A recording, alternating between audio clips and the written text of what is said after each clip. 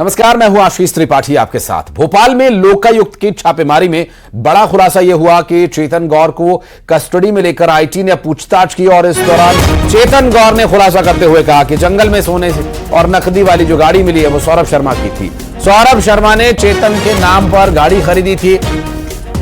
सौरभ शर्मा ने चेतन के नाम से पेट्रोल पंप खरीदा था। सौरभ शर्मा ने चेतन के नाम पर जमीन खरीदी थी, मकान खरीदे थे और न जाने क्या क्या। अब चेतन कह रहे हैं कि तेरा तुझको अर्पण क्या लागे मेरा। साथ ही चेतन ने कहा कि पकड़ा गया सोना, कैश सब सौरभ का है, इसमें मेरा कुछ नहीं है, सिर्फ नाम है। मैं एक मोहरा हूं, एक प्यादा हूं जो सौरभ शर्मा के लिए काम कर रहा था। हालांकि अब इसमें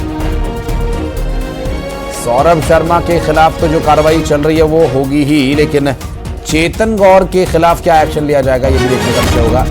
क्या उन्हें विक्टिम माना जाएगा या उन्हें कन्विक्ट माना जाएगा, ये देखना होगा। अब चूंकि जांच में आईटी की टीम और साथ ही लोकायुक्त की टीम पूछताछ कर रही है, अब देखना होगा कि उनके हाथ क्या सुराग, क्या तथ्य लगते हैं जिससे चेतन का भविष्य तय हो। और सौरभ शर्मा पर एक नया खुलासा और हुआ है। सौरभ शर्मा एनजीओ की जमीन पर स्कूल बना रहा है और परिवार के ही सदस्यों को चेयरमैन, डायरेक्टर और अन्य पदों पर उसने नियुक्त कर दिया है। और आपको बता दें कि निजी स्कूल की एक फ्रेंचाइजी भी उसने ली हुई है और स्कूल शुरू करने ही वाला था कि लोकायुक्त की टीम पहुंच गई। करोड़ों की संपत्ति का रिकॉर्ड अब तक मिल चुका है और अब देखना होगा ऐसे में ये स्कूल में घंटी बजेगी या फिर सौरभ शर्मा की घंटी बजेगी।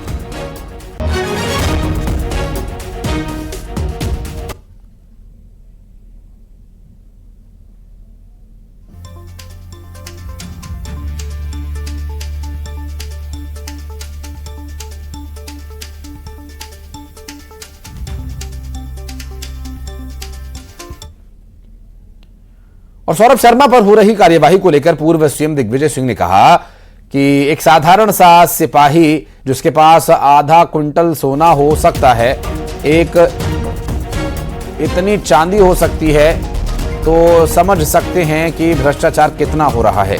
डीजी के पास कितना पैसा होगा, गृह मंत्री, परिवहन मंत्री के पास कितना पैसा होगा और सभी की जांच होनी चाहिए।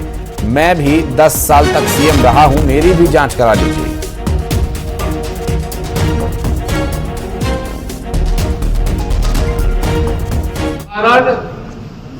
सिपाही के पास करोड़ों रुपए, आधा क्विंटल सोना, 1.5 क्विंटल चांदी मिली, तो सिपाही, अब सिपाही के पास इतना है तो डीजी के पास कितना होगा। 10 साल तक मैं भी मुख्यमंत्री रहा।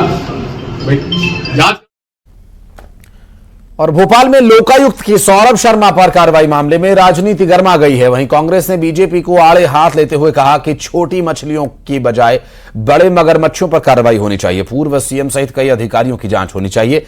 बीजेपी ने काला धन लाने का वादा किया था, लेकिन काला धन तो नहीं आया, सोने का धन जरूर आ गया। पूरी रेड के वास्तविक जोड़ में 100 करोड़ से ज्यादा है और इसमें 20,000 करोड़ से ज्यादा का घोटाला है। इसमें एक नहीं दो सौरभ शर्मा है। सौरभ शर्मा का नाम जांच के बाद सामने आएगा।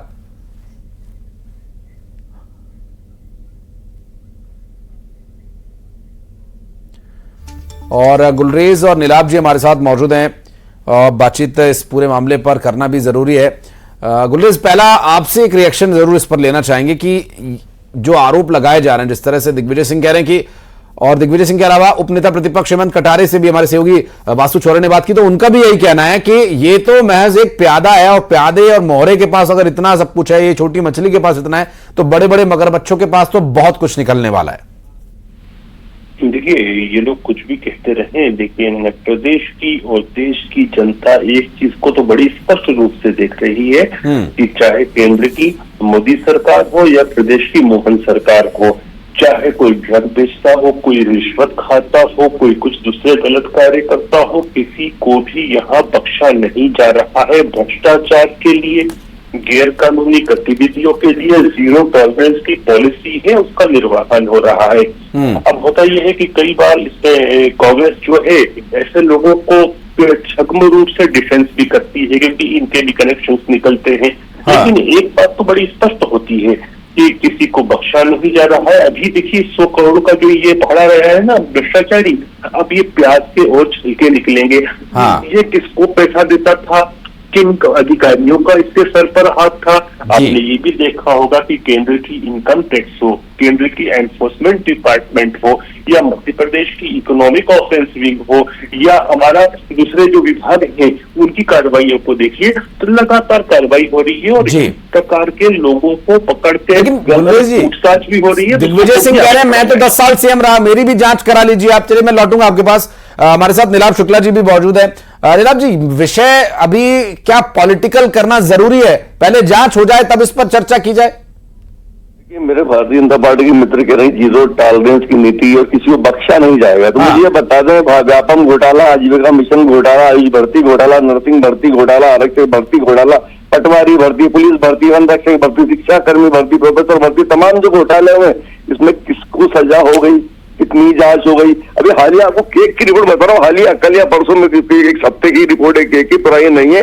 पोषण आहार सप्लाई में 110 करोड़ रुपए का घोटाला हुआ है। बच्चों और गर्भवती महिलाओं का निवाला तक छीन लिया गया।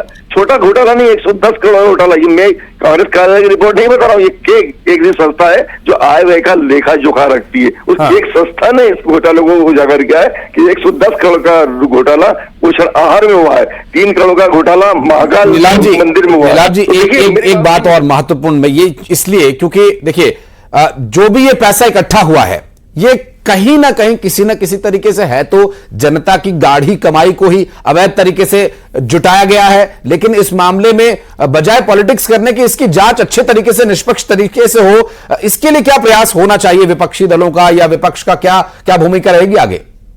मैं वही तो कह रहा हूँ कि अभी तक जितने घोटाले हुए हैं, केक की रिपोर्ट है, मैंने आपको बताया, ये जांचें हो रही है और जांचें अनजान तक कहाँ पहुंच पा रही। सवाल ये खड़ा होता अदने से प्यादे को पकड़ लेते हैं तो माल बराबर, लेकिन मुझे चाहिए कि हम चाहते ये, लेकिन नीलाभ जी यहाँ प्यादा भी हाथ में नहीं आ रहा है, प्यादा दुबई भाग गया, अब उस प्यादे को पकड़ना है, उसके बाद वो उसके वजीर, उसके मंत्री और उसके जो राजा हैं वो सब पकड़ में आएंगे। बहरहाल देखना होगा कि वो प्यादा कब तक पकड़ में आता है। बहुत शुक्रिया आप दोनों का हमारे साथ जुड़ने के लिए। हमारे सहयोगी वासु चौरे भी हमारे साथ मौजूद है। वासु, अभी की स्थिति क्या है, ताजा अपडेट क्या है, उस प्यादे के बारे में कोई जानकारी मिल पाई या प्यादा ही पकड़ के बैठी है टीम?